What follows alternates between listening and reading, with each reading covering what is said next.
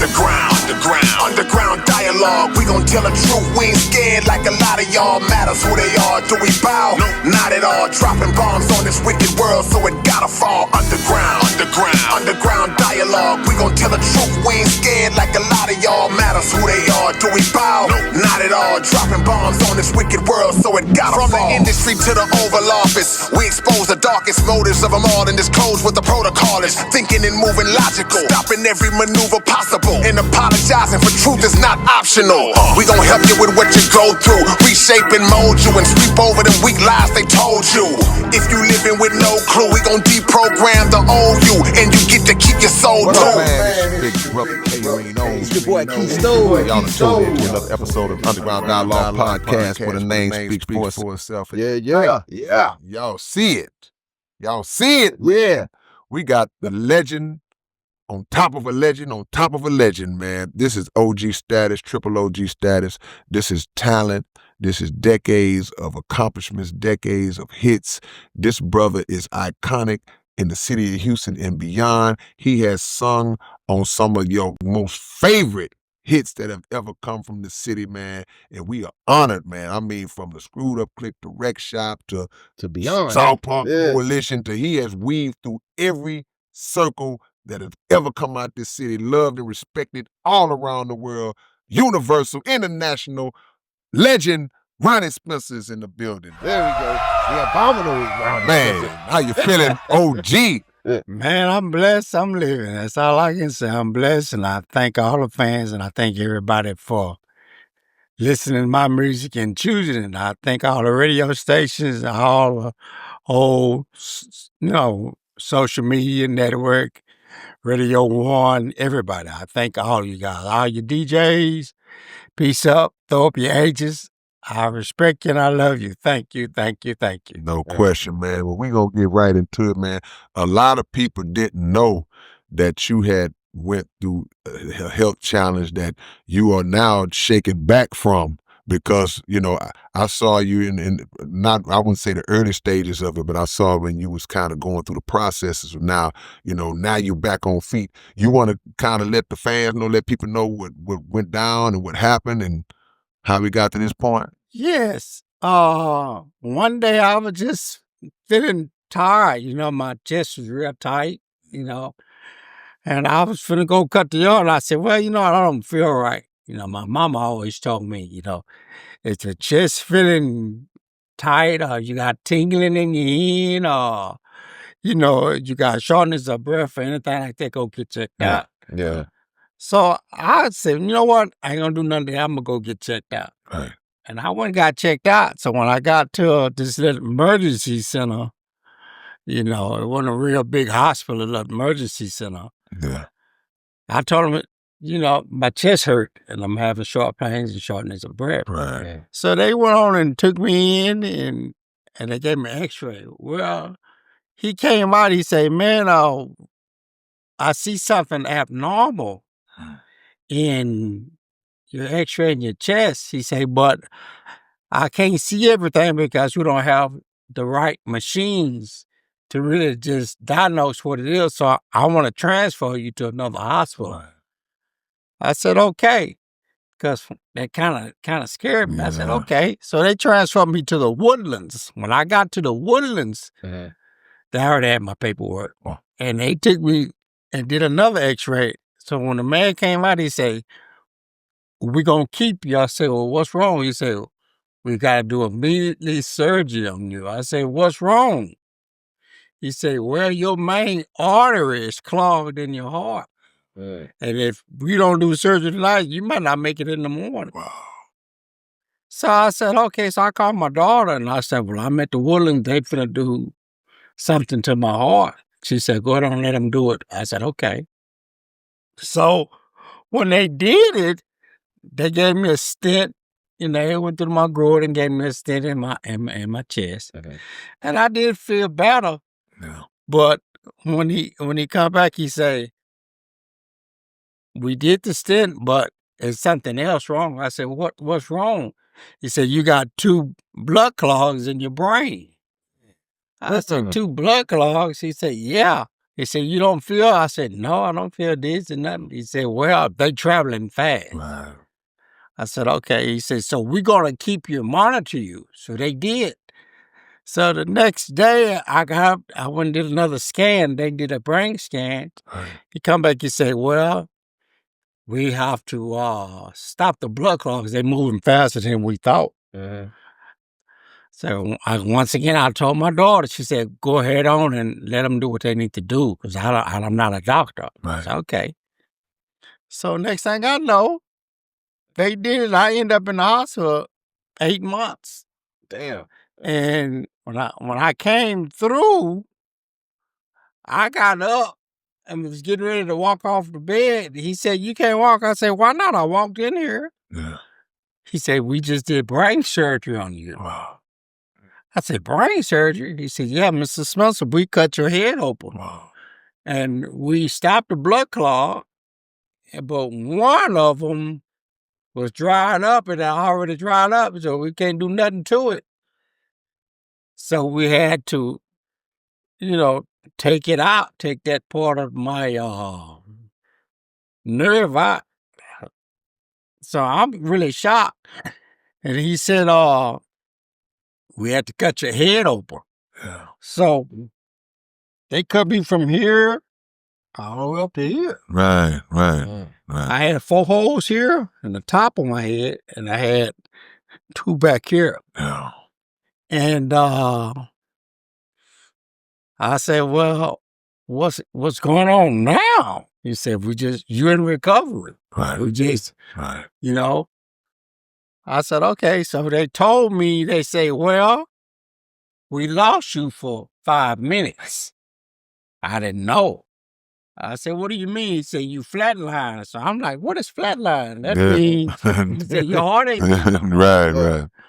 So they was getting ready to go tell my daughter and my sister that I passed. Yeah.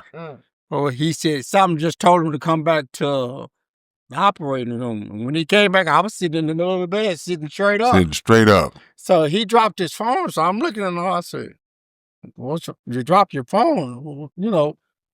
I didn't know if he was the doctor. He thought he saw a ghost. Yeah. So he said, you talking? I said, you hear me, don't you? yeah, I'm talking. He said, I hate to tell you this, he said, but you flatline. And that's when I asked him, what is flatline? He said, you passed. I was getting ready to go down to tell your family that you didn't make it. But you sitting up in the middle of the bed, so that's what made me stand up. Yeah. Because I don't know, it's a machine hooked in the back of my head with a tube and it draining the fluid off my head. My head was big as a basketball. Man. That's how much fluid was on my head. Man. And my daughter said, well, Daddy, they cut you with a saw. They cut your head open with a saw and pull your head open. They had to get in that skull. Yeah. She panicked. She seen it? Yeah. She panicked. They told her what they did. They showed on film. They showed her. Yeah. And so that's when I got nervous. Then I said, oh, man, I hope I can bounce back from this. Right. So I started praying, Yeah. And I was in there 8 months. I went from intensive care to ICU, from ICU to a private room. And then they took me to the medical center.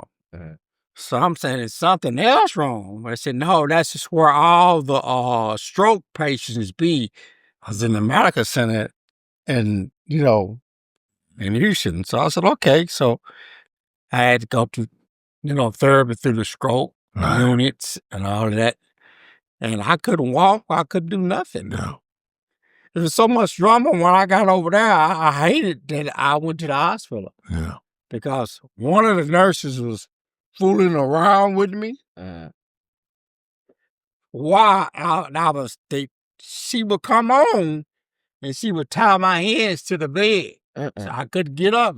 Now, mind you, I got needles all through me, all in my neck, both sides of my neck. They go into the main artery. Yeah. To give me, see, I didn't know once you get like that, I had like 15 IVs in me. And each IV was for different blood in your body. Right. Yeah. Uh-huh. So if they send one is for them to send medication in, one is for to draw the blood without them, Mhm. So I'm saying, because I'm asking them, why I got all these IVs in me? Yeah. They say they all for different. You gotta have them. You don't, we'll lose you. So I said, okay. All right. I said, why? The doctor said, why are you tied to the bed? I said, well, this certain nurse come on. She always tied me to the bed. And the bed that I was in, it had a malfunction problem. So when she tied me to this bed in the morning, I'd be upside down. Damn. The bed just go upside down. So they would always ask me, how you get upside down? So they thinking I'm messing with the little buttons on the bed. I said, no, it just do it on its own. But I can't fall out because I'm tied down. She tied me down. Yeah. So the doctor say, why y'all got him in that bed? That bed don't work. Yeah. I doubt it. I guess she didn't know that. But she would play with me. Mm-hmm. And I wake up, I'm like, what's really going on in here? You getting the platinum package? Yeah. They're trying to give a boy a happy ending right in the house. But Yeah. I went through that, and I did have a lawsuit, but I wasn't worried about a lawsuit or nothing then. Yeah. I was worried about getting Yeah. Get up out of healthy right. and getting out of here. Yeah.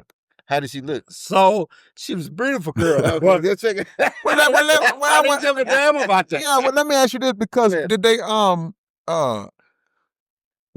I don't know if they got Like cameras. cameras? Yeah, they got cameras. Okay, in so there, how but so I'm how gonna did you how tell did you something. find out? This Yeah, go ahead, go is ahead. what I'm gonna tell you. All right.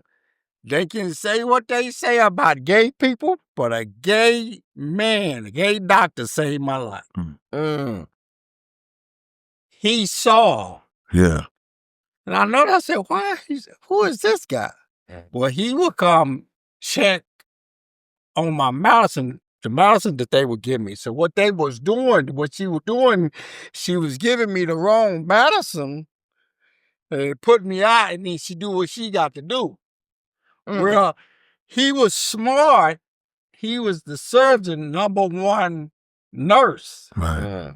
And he looked at the computer, he said, he ain't supposed to be taking this medicine. Why are you giving him this? Mm-hmm. And he rung a bell at his head. So what he would do, he would come through to just check on me. And every time he come through to check on me, he'd see that. Yeah. And he let the doctor know. And the doctor told him to write down what that she's giving him. Well, my auntie, her name is Miss Yolanda. I love you, darling. She's a nurse. And when she came to see me, that's the first thing she did. She would ask me questions like, how many fingers I got? Mm-hmm. Do you know who I am? Right. Yeah. And I'll answer. She was making sure I was in my right mind. Right. Then something told her to go look in the computer. And she stopped the nurse. She told the nurse, he ain't supposed to be taking that. Why y'all giving him that? So she was on him. Right. Yeah. And I thank God for her. Yeah. And my other niece, Nikhil, she would do the same thing. They would always come up there and check the screen when they give me medication. Well, these two Jamaican women that come on at the graveyard shift, they was giving me wrong medicine too because they didn't want to watch me. Right. They just wanted to knock you out and so they could do what they do. Go back and go Right. to sleep. Right. And then they'll come back an hour later. Well, hell, I'm still out. Yeah. You I don't know. Yeah. I can't get up.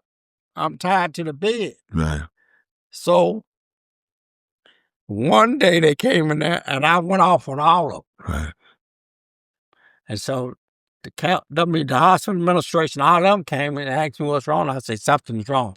They give me the wrong medicine. I'm tied to this damn bed. And I can't do nothing but sleep. Why is I'm sleeping like this? I shouldn't be sleep like this. And he said, you're right. And that's when that punk come in there and he said, Yeah. they don't want to watch it. Do you know I took 73 Catherine? Yeah. Wasn't supposed to. Right. Right. I couldn't pee, I couldn't do nothing. Yeah. But I don't know. I'm under this anesthesia and all this shit. So I went through it. But God bless that dude because he saved my life. So what ended up being the repercussions for the nurse that was what was the end result for her? They called me and said I wanted to proceed. I said, yeah. Right. Then I got to thinking, and my daughters, I got to thinking, they fired her. Okay. And when they come back and ask, do I want to pursue, I just let it go. I I wish you wouldn't have did that, man. Because you know why I said? Because negligence in the medical field is more prevalent than people really think it is. And not only that, they got the money, they got the resources. Yeah. So if they find her, she's lucky that all she received was termination instead of being prosecuted for doing that. Because my assumption would be that if she did that to you, you weren't the first. The last one. Yeah. You would. Where she fired it, maybe she may not even be able to get on nowhere else. Hopefully not. But you weren't the first person she did that to. So she's liable. And you're right, prosecuted. They fired her so fast. Yeah. I didn't see her no more. Right. And then the surgeon came in and said, she don't work here.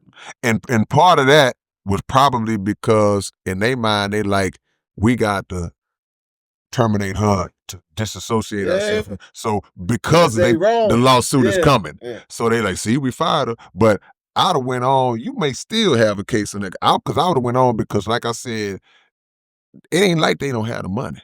You know, they don't like they don't have the money. Industry. I'd have went in on them so hard, I would still go in on because this is a place other than your own home, other than a hospital is supposed to be one of the safest places for you to be. But also it's your most vulnerable. You in a vulnerable state. You ain't never been in a more vulnerable state in your life than when you was in that situation. And the people that's supposed to be helping you are doing that nonsense. So man, I ain't gonna lie, Ronnie, I would try to resurrect that brother, you know, because that's insane. That's a sick individual to do.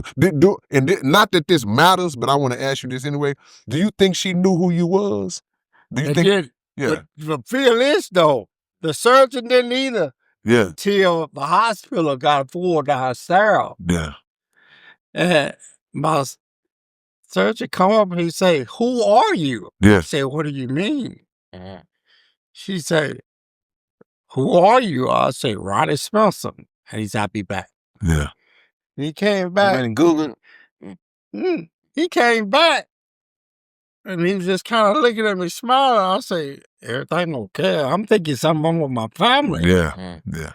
He said, "Man, they fighting down there." I said, "What they fighting for?" For he said, T-shirts trying to get up to this room. He said, "And I'm honored." I said, "What do you mean?" He said, "You are the legendary Ronnie Spencer." I said, "How you know that?" He said, "Because we looked you up, and I'm a fan." Man. He said, "And me and my son, that was our theme song early in the morning. Yeah. I've been following you since you did a song with Al D."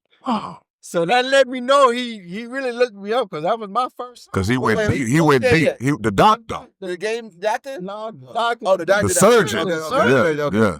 He said, "Yeah, we've been jamming ballcats and Then he come over there and say, take a picture. Can you take a picture?"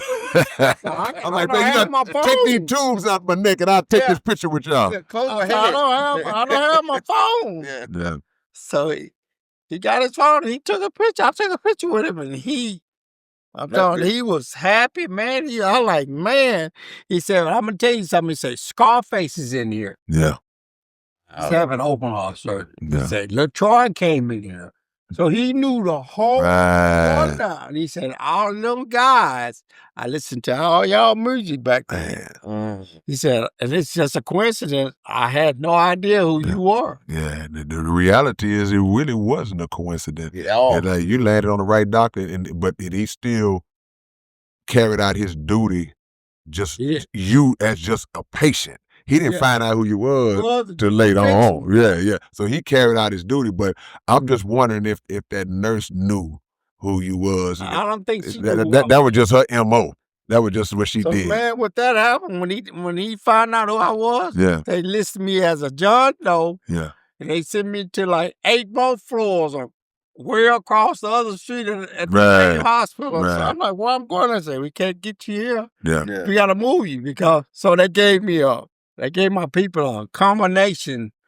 They locked me in a room. Wow. They gave them a combination. That's the only way you can get in there is have that combination. Yeah. And they had security at the door. So I'm like, what's really going on? So when my sister come up to, she say, the place is loaded down there. Yeah. I say, well, I don't know why it's loaded. Yeah. She said, brother, you don't know how many fans. Come on, man. Come on. I said, I really don't. Come on, sister. Tell him, sister. But she was there. She was there. Then her and my other brother got into it because he had just went to Mexico. Yeah. And my sister wouldn't let him in. She said, I don't know what you got. You went to Mexico. I don't know what you got. Right. You can't come in. So the doctors came in. The doctors came in and said, no, you can't come in, man. Man. You've been to Mexico. You know, every 2 days they gave me a COVID test. Yeah. So I said, why is I'm taking all these tests? He said, don't feel bad. Yeah. All the doctors take the same thing because it's more COVID up here in the hospital than it is out there in the world. I said, why? He said, this is where they come. Right. He said, so all the doctors, all the nurses got to take a COVID test every 2 days. Yeah. Damn. And your immune system already compromised being in the state that your you're head in. is open. He said, everything. Yeah. So I stayed in intensive care for like a month. Yeah. Yeah. Didn't have a clue what was going on out here. Right. I was just glad I was breathing again. Yeah. So somebody put it on. I think one of my partners by the name of Falero, I think he put it on the internet. Shout out to Falero. And I think my sister, I'm not for sure, somebody told me to take it out because Ronetta didn't want it. Right. The social media, she said, no, you need rest, Dad. I don't want nobody. And I got to give it to my daughter. And I'll tell you another good person that was very unbelievable is my daughter's husband. Yeah. Uh-oh. Yeah.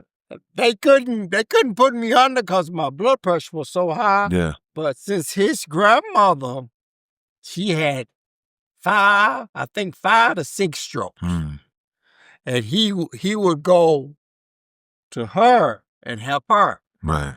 Well, he would put his hands, I call his hands blessed, because he would put his hands on my head and he would just rub it. Yeah. My blood pressure just go down. Yeah. The doctors couldn't get it down. Nobody. But when that man touched my head, DJ, when he touched my head, man, come on, and man. the way he rubbed it, Yeah. my blood pressure went down. So the doctor said, no, keep him in there. Right. He got his blood pressure down. Now we can finish doing what we need to do. Come on, man. So when DJ did that, my blood pressure went down, man. Yeah. That's what they BJ is a good brother. You know, just in the times I done came across him with shows, he was coordinating the shows and stuff like that. Yeah, he's a real good brother. People don't understand the power of natural healing. And we was talking about that a little bit on the way in here.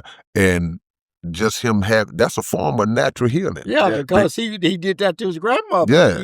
And he knew about it. Yeah. And I'm going to tell you something, he want to help me walk. Yeah. He told me, he said, put that walker down. He said, you're going to need it for balance. He said, put that walker down and get out them shoes, put on some flat shoes so you can feel gravity. And you'll start walking. Everything he told me, I did. And that's why I'm sitting here right now. Man, and you know what's crazy? And I saw you a couple of times at events. Ronnie was still coming to events and stuff.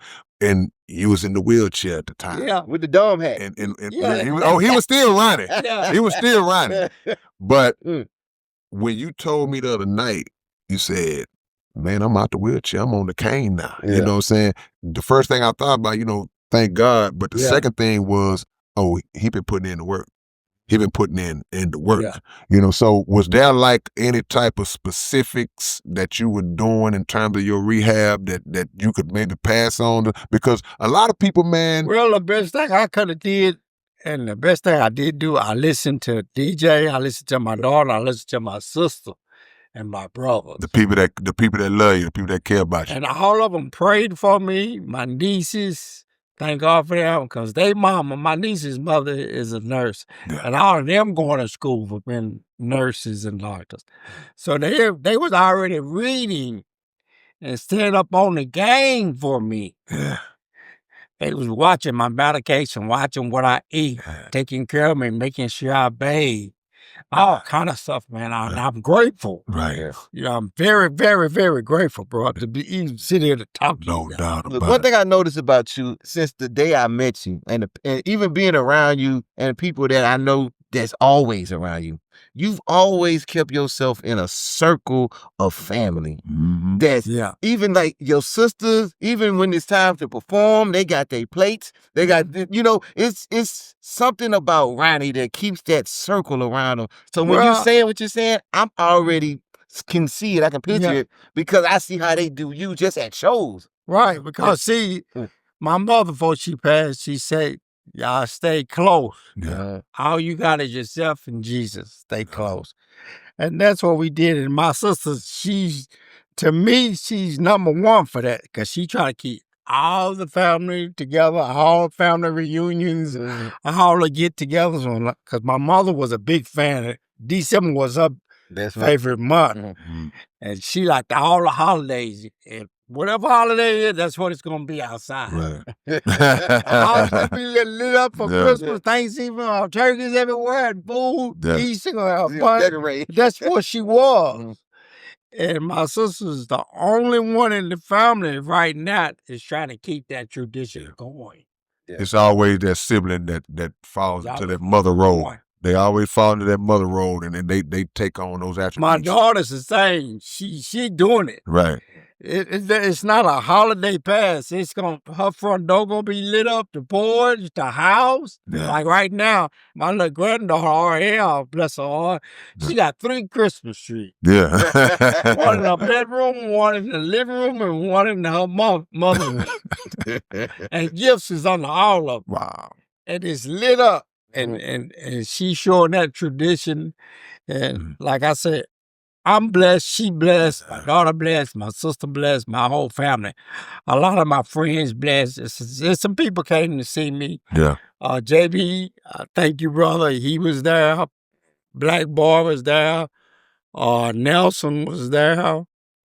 Who else was there? D1 came to see me. Pimp Tight. Yeah. That came to see me. Yeah.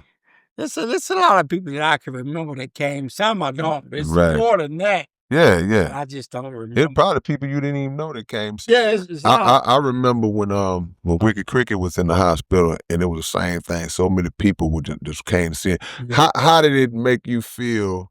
Because we always hear people talk about, like, man, you know, people don't give you the love until you ain't here to see the love, and then people may show up. How did it make you feel? You was basically at the door. Well, I can tell you But this now much. you see, you got a chance to feel the love. Yeah. You know what I'm saying? But I can tell you this, it felt better when I was in the hospital and people came to see me in prison. Yeah. Prison, nobody came to see me. Right. I didn't get a letter from no artist or nothing. Right. And I'm going to tell you something. I like New York and L.A. I got more love from them than I got from Houston. Yeah. Wow. Yeah.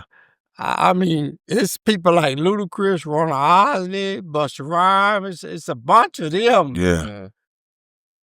Asked about me. Right. Sent letters, but I didn't get nothing from Yeah. H-Town. Right. And that's what I was kind of like, what's wrong with my A city? prophet have no honor in What his own land. They say whatever city an artist in, they don't show them love. That's what I say. Is a It's prophet just have like no honor in if his own you land? go to Dallas or you go to Memphis or Tennessee, That's where you know. hey man, they gonna scream your name. They gonna, and the joint gonna be packed. Yeah. Because I guess that's because we don't go up there that much. Right. That's when we yeah. do. That's they what it listen is. to our music. Familiarity breeds contempt. But People I see still you every love day. H-Town. H-Town is my city, and that's what I'm not one of those artists that's gonna make it in H-Town and then go to Canada and say, "Hey, this is my city." No, Claim me a new home. Yeah, H-Town is my city, and I love everybody. I'm a people's person. I don't care who you are, what you do. I love my thugs, my gangsters, baby kidnappers, all of that. Mama haters. Yeah. Whatever journey you in, that's what you in. Because I'm not the judge. I'm not going to judge you. I'm going to treat you like a person, a human being, and with love and respect. And that's just been me since I've been in the game. I already know. And I do genre music for everybody. So I am going to drop a catalog. And it's going to be music for everybody. When I say everybody, dancers, gays, gangsters, killers, streets, politics, it's going to be for everybody. Right. Because I want to let everybody understand when you're an R&B singer, it's not like a rapper That's or right. country singer or pop. It's totally different ballgame. That's right. And you got to be orange, bitch. You got to look orange, bitch. You got to sing orange, bitch. And you got to give people what they want. And right now, people's missing a lot of love and a lot of dancing and a lot of happiness. And that's what I'm trying to bring to the table. Let me ask you this. After a situation like that, a lot of people say after dealing with something like where you actually beat death, what is the new outlook that you have on life right now? I have a lot of respect for people, families, people that's going through it, people in jail, prison, people that lost people, just period. I got a new respect for them. I don't care who you are. They talked about Jesus Christ. What makes you think they're not going to talk about you? Yeah. So with that being said, peace and love to everybody in Houston or on the planet. If you're going through something, God bless you. Stay close to God. Stay close to the Creator and read the Bible because it's fulfilling. And I just want to thank everybody that, got an understanding. You have to have an understanding to understand or to be understandable. Yeah. And see, I put my feet in other people's shoes before I criticize them or talk down on them because you never know what they're going through. Yeah. Sometimes a good morning, a hello, or a hi can make a person's day. Come on, man. Yeah. Come on. If you going through something, why should I put more fire on it? That's stupid. That's ignorant. That's right. That's to me, that's no home training. Yeah. So I respect everybody. I don't care what you can hate on me all day. I love my haters. You know why I love my haters? I'm talking to haters. Because a hater, and this is why I love Zero, because a hater got to look you up, listen to your music, to do everything about you in order to hate on you. They're very familiar with you. Now, the ones that you got to watch is the ones don't hate, the ones that's quiet. Yeah. Because you don't know what's on their mind. But that hater, I bought every album I can tell you everything about it. Well, I love him. I love that person because they didn't get their homework. And you're going to have them. Yeah. You can't have, if God made all angels, everybody, it just be miserable out there. If he made all devils, it'll be miserable out there. He had to go 50-50. A million devils, a million angels. And when you mix them together, just what a draw meals. There you go. Now we'll see who real and who ain't. Yeah, no question. Yeah. So what have been the process? Because I know you had to first get your physical self together. So now what's the process of like, okay, now I'm ready to start trying to get my vocal cords? This what I had to do, y'all. And I want you to really understand what I'm saying. This is a testimony for me, but this is what God told me. God said, stay in darkness. Get your strength.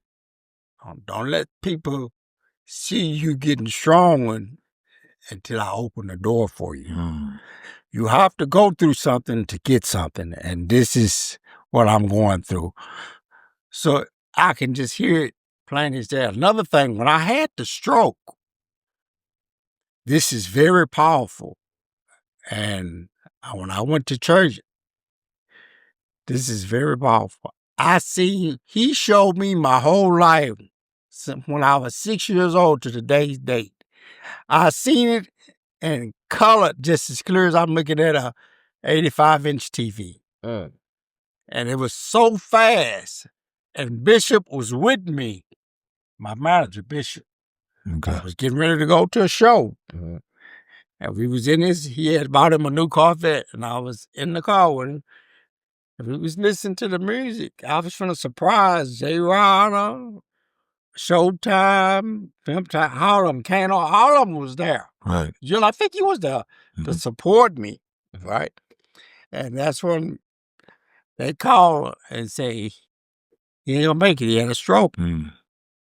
And I was throwing up, and not like to made it because half of my body was hanging out in his Corvette because I was throwing up, but I was holding my head.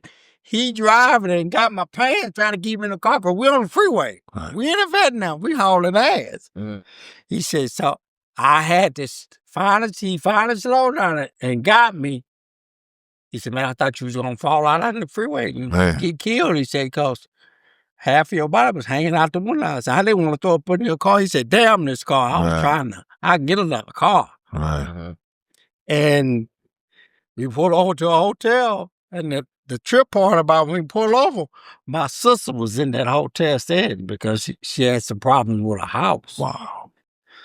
So when he called an ambulance came, and he called my sister, and she came out.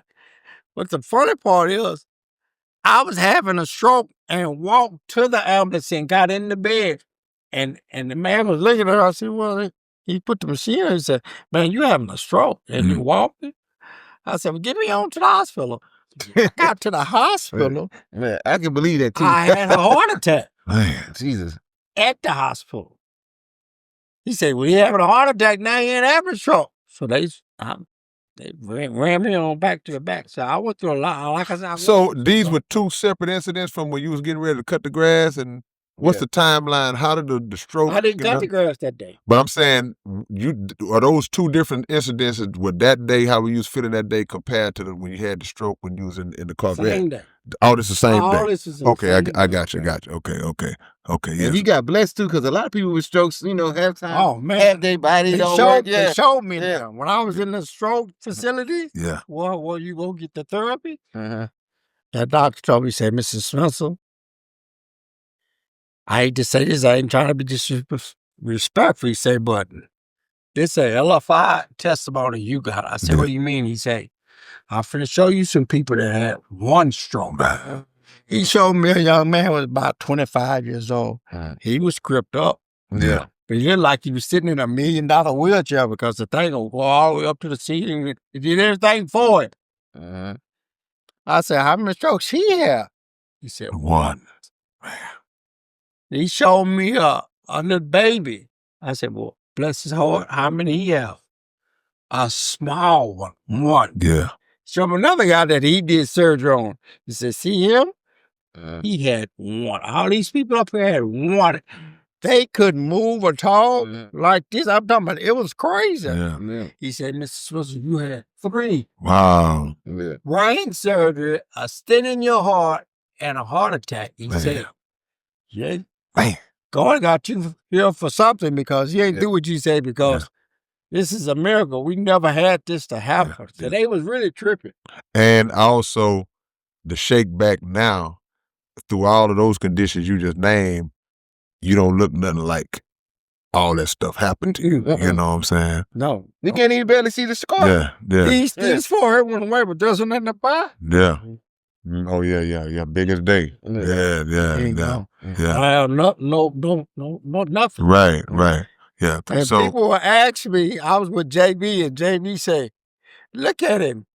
He looked younger. I said, what do you mean? He said, man, you look younger. You look like you had nothing did to you. I say, thank you, Jesus. Yeah.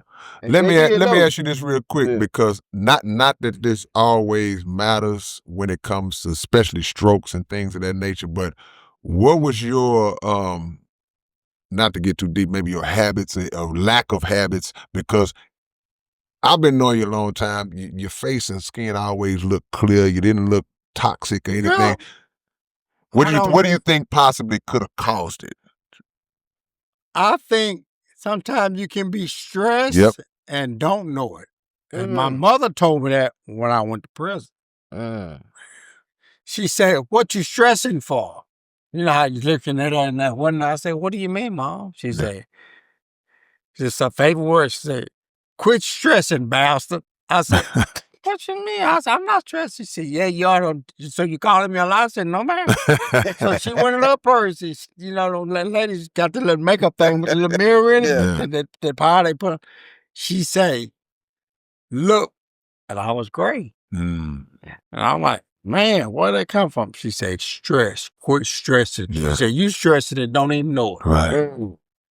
So 2 weeks later, she came to see me. She said, I'm glad you in prison. So I'm like, to me, it's kind of Like what? hit me. I'm Yeah. like, the hell you mean you glad I'm in there? She said, the reason I'm saying that, son, is not a bad thing. She said, the world is in a recess right now. She said, ain't nobody making no money. That's when the world was all messed up. Everybody was looking for jobs.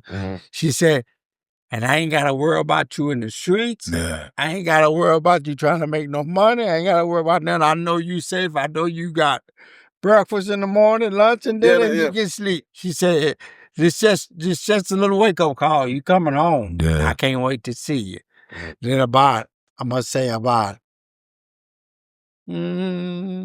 a year later, she came to see me. She didn't look like my mom. Yeah. She looked like she was just worried to death. Yeah. I'm the baby boy. Mm. And I said, Mom, you all right? She was sick, but she didn't want to tell me. Right. And they told my sister she didn't want to have no more surgeries. And she died of a heart attack. Mm.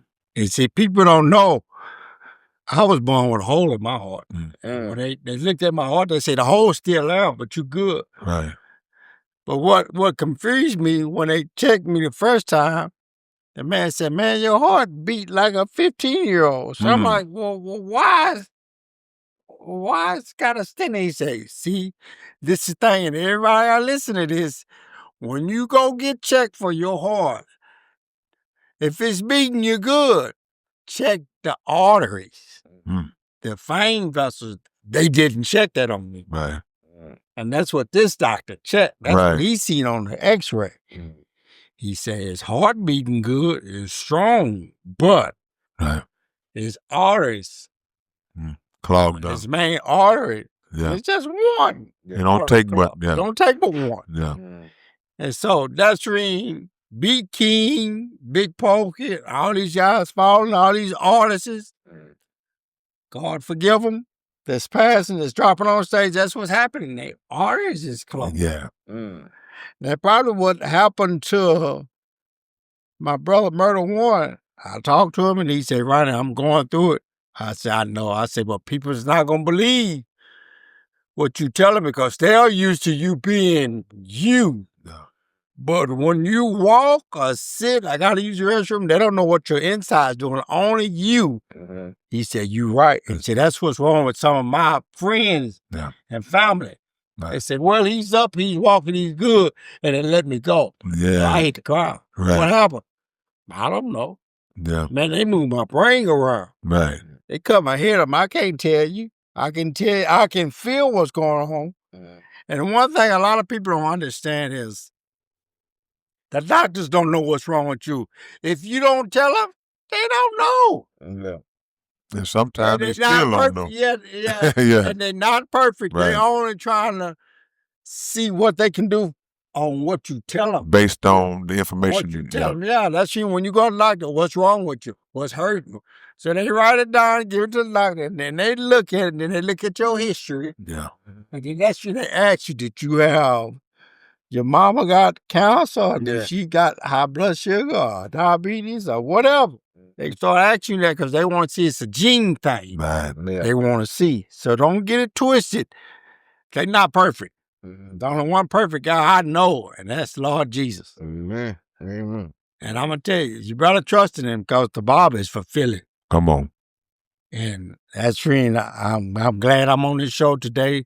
Now the world can know what the legendary Ronnie Spencer going through right now. Man. I'm just trying to get my health back, my strength back, and so I can get back to doing what I love to do. Yeah, it's coming, but like I say, you coming almost into a 180 because from where you was to where you now. Man, You see him. Yeah. You know, like I saw him in the wheelchair. You know, I didn't see the beginning of the journey, but just hearing that lets you know because it had to be moments where you probably was thinking like, man, I might not. Did you ever feel that? Yeah, I felt that, and then my sister say, "Stop." Yeah.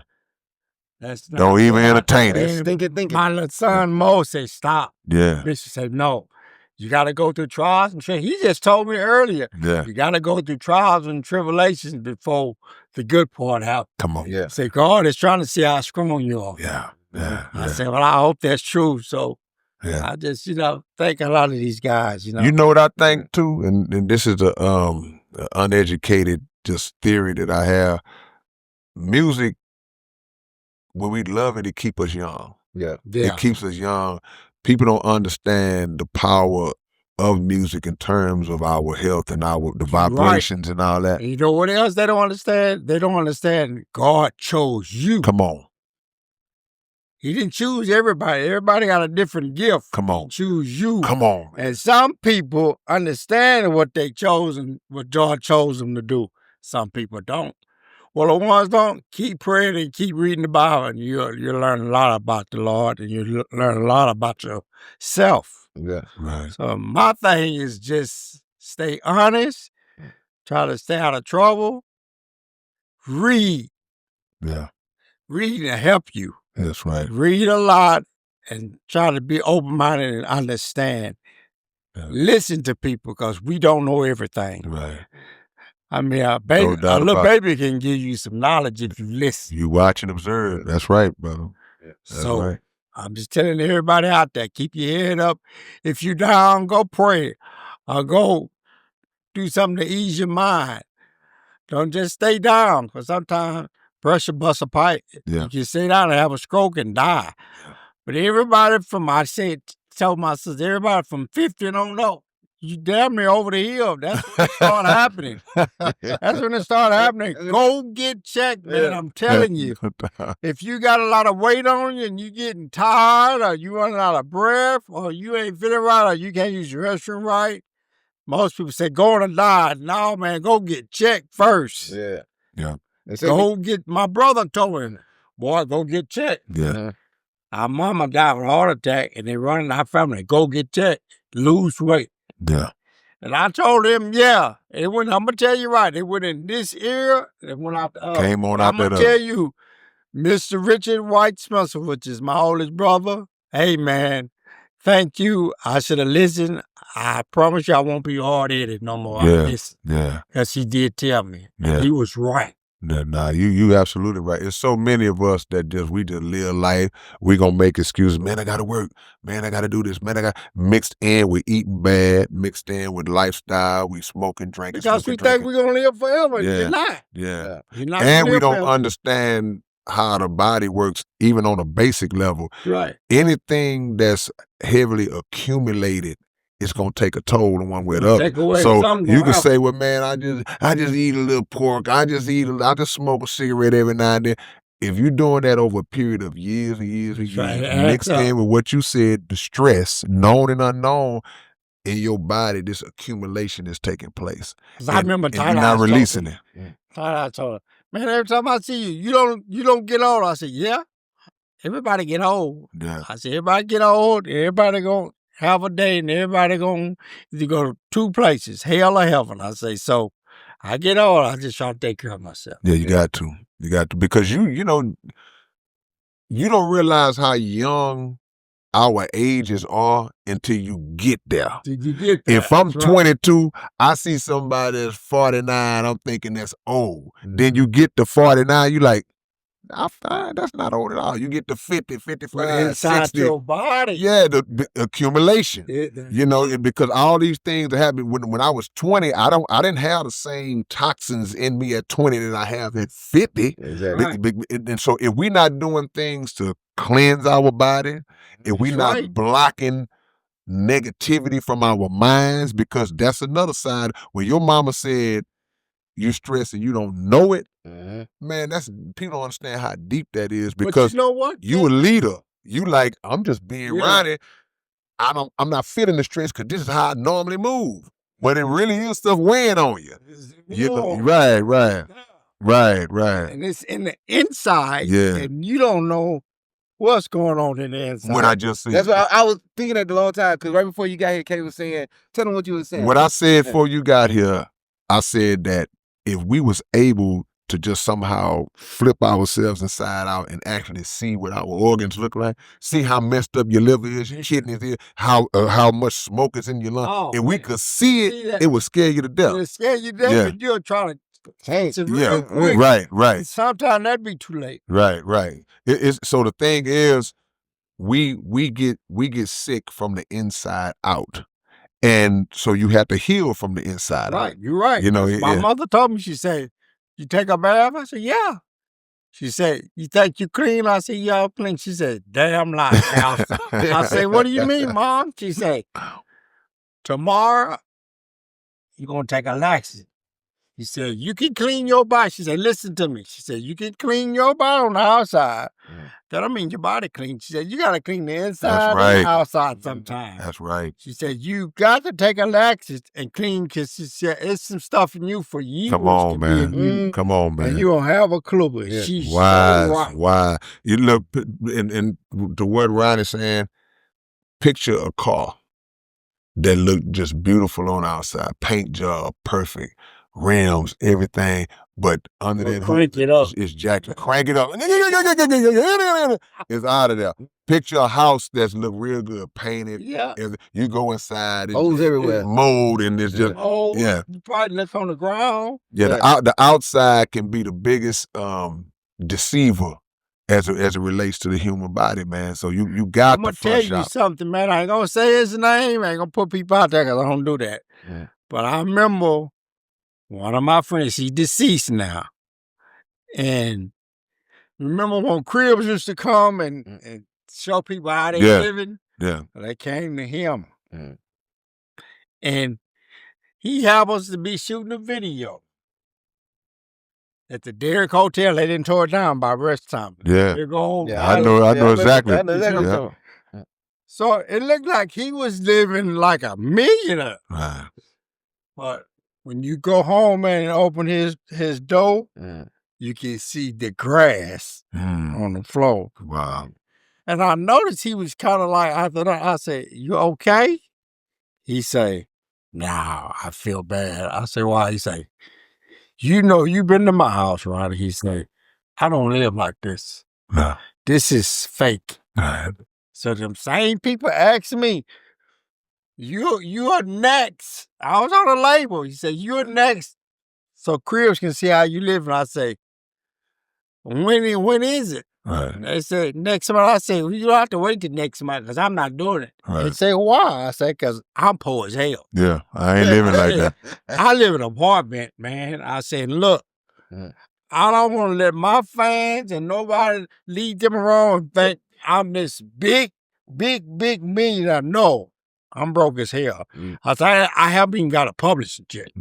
I say, "So if y'all want to put me on TV, it's going to be real. That's all I know." You remember Redman? That's what I was thinking. And that's why it resonated so much. Because Redman did the same thing. Redman was like, "Look, the doorbell don't even work. You got to throw his wires together to ring the doorbell." And he got $1 million rapport. He said, "Look, that's my partner right there, sleep on the floor." So they looked at me and said, "Okay, well, we got to talk to the CEO." I say, "Well, I'm the CEO when it comes to my living." I say, "But you can talk to him." I say, "But I'm not going to open the door. As a matter of fact, I'm going to make sure I'm not even there the whole month because I don't want to be embarrassed. That's what I'm telling you from my heart." Yeah. So all you rappers and singers out there, whatever you do, man, keep God first. Keep doing what you do and stay grinding.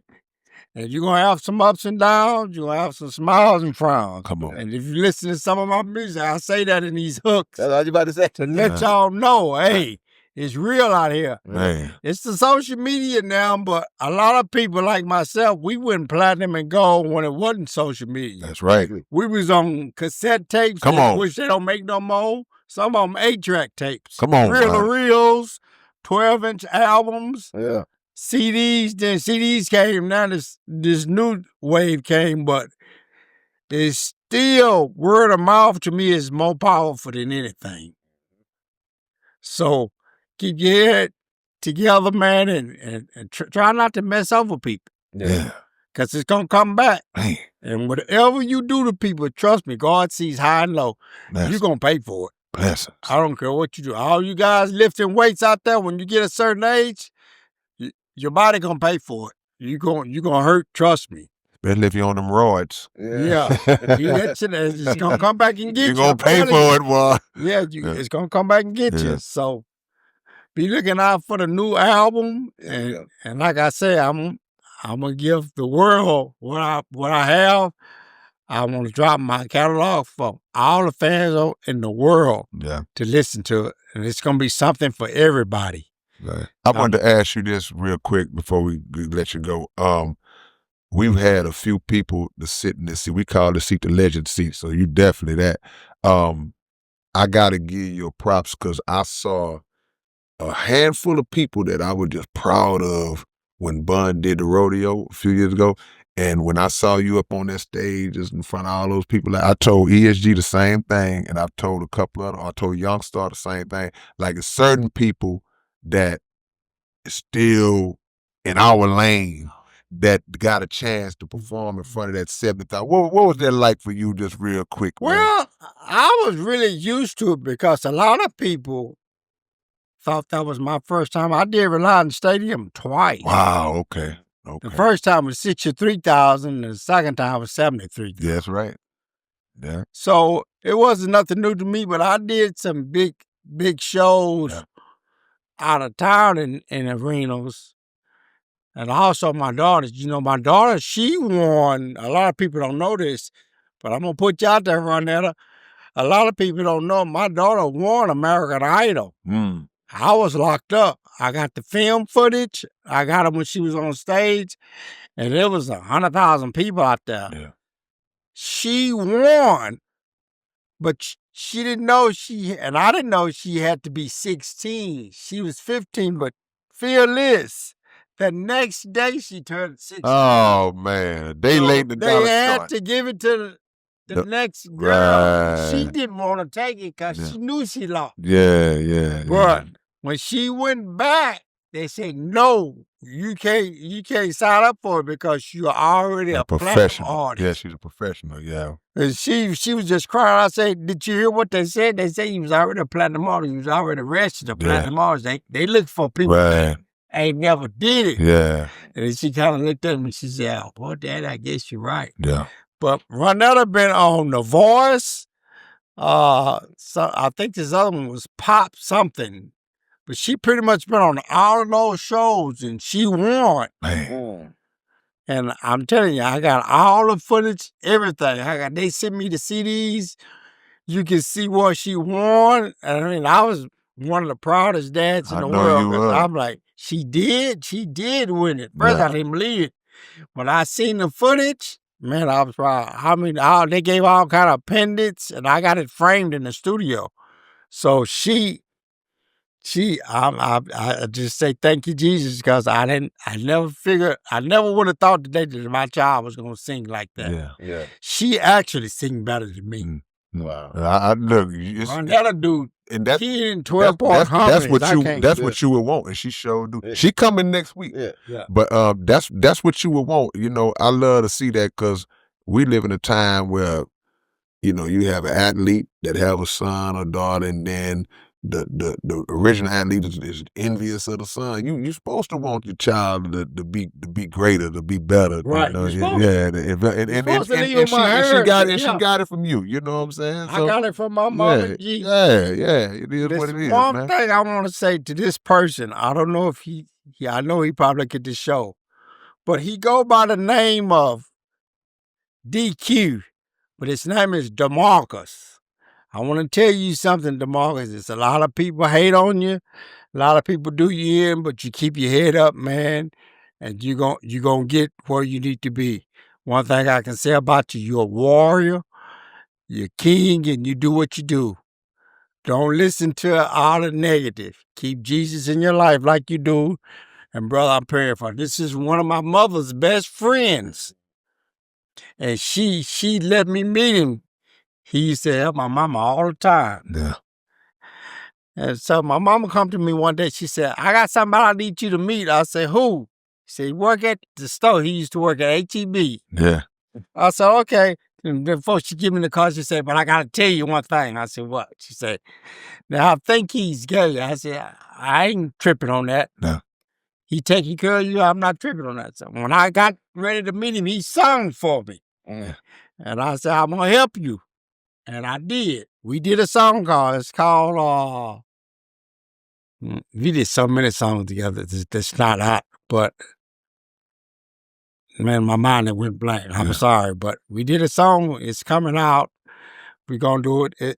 We already did it. It's coming out, and it's nice. And I just want you to know, man, I got your back, and I appreciate the things you did for my mother.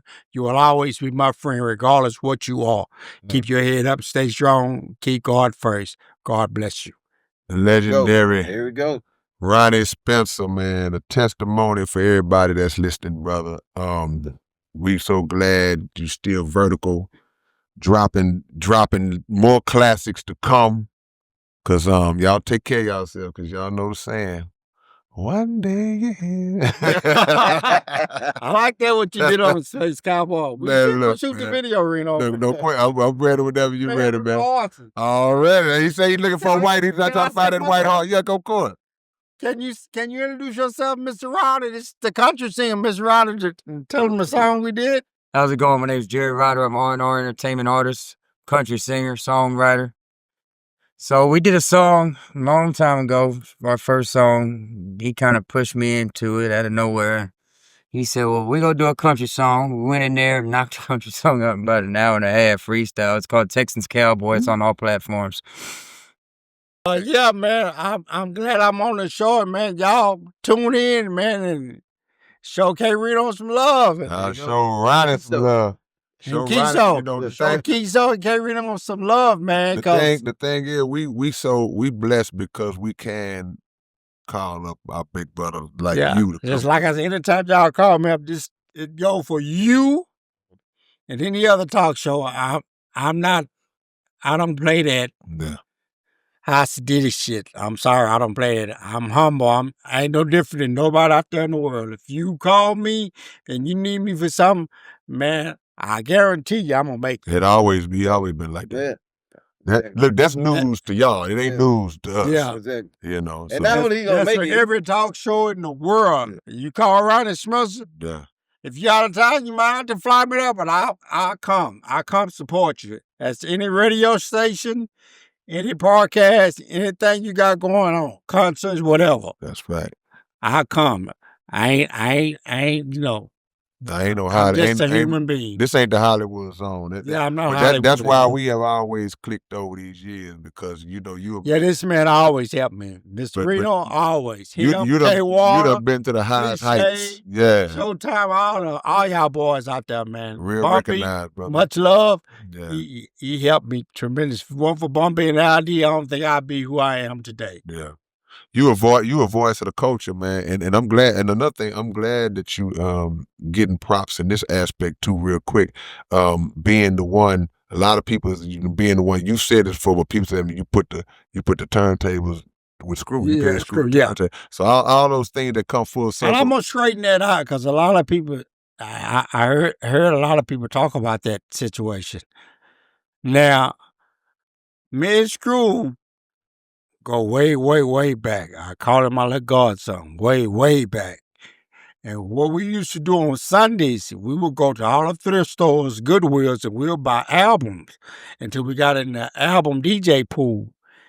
And I remember when he came to my studio, I always had a studio. When he come to my studio, he said, can I use some of your albums? I said, yeah. I said, most of it is R&B. He said, okay.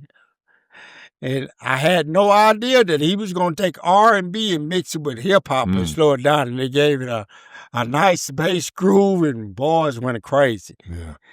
I taught him how to blend, but I didn't teach him how to chop and screw. Yeah. But I did show him how to blend two records together and make and create a sound. And when I DJ'd at the Alameda Skate Rink, I DJ'd 14 years, and I got tired of it, and I gave it to him. And he turned the whole DJ ring slow, and it was unbelievable. It was so many people, man. There was so many people out there skating slow and loving it.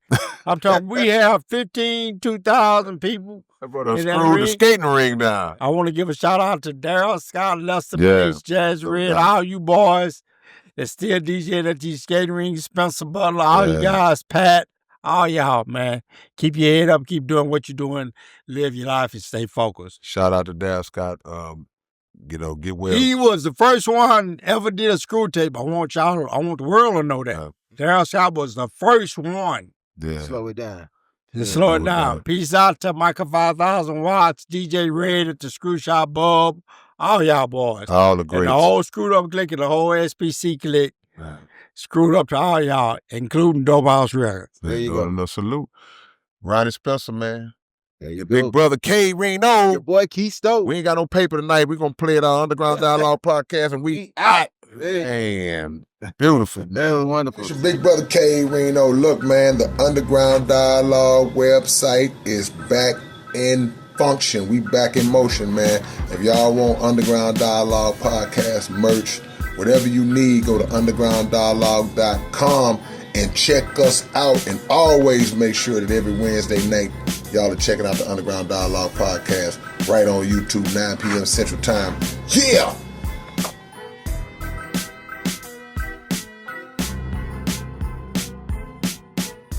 What's up, man? It's your big brother K Reno, and check this out, man. The Underground Dialogue Podcast is offering advertising opportunities, man. You can promote your business, you can promote your video, your song, whatever it is that you have, man. Reach out to us if you're interested in promoting on the Underground Dialogue Podcast. All you got to do is email us at undergrounddialoguepodcast@gmail.com. Get it. What up, man? It's your big brother K Reno. I'm proud to announce that I'm a new brand ambassador to this new brand of clothing and shoes called Volage. Y'all make sure that y'all support this. It's already available. Houston-based company, straight out the A's. Look at the quality of the packaging itself. We ain't even got to the shoes yet, man. And this is just one pair of shoes, one design. They got all kinds of dope designs of shoes that you guys can choose from. Go to volage.biz and find your order, find what you want.